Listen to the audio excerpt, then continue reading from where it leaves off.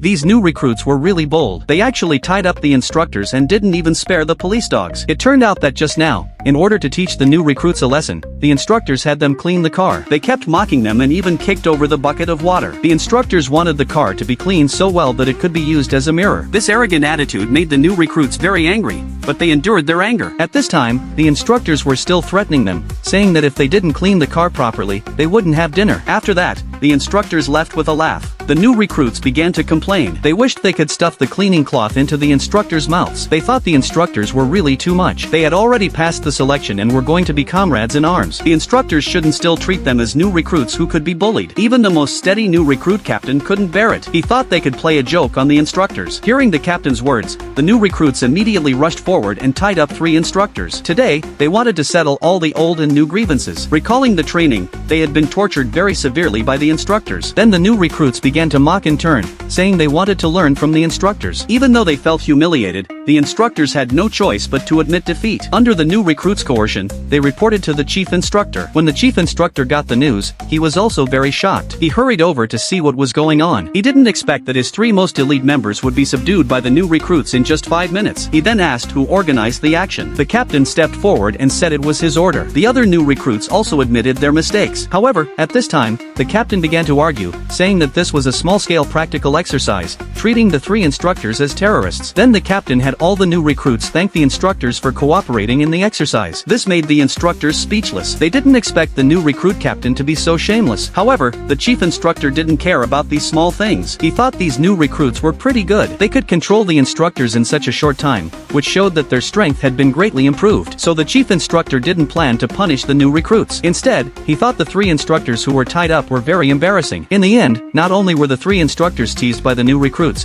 but they were also punished by the chief instructor to run 5 kilometers with a load. Do you think the new recruits were right?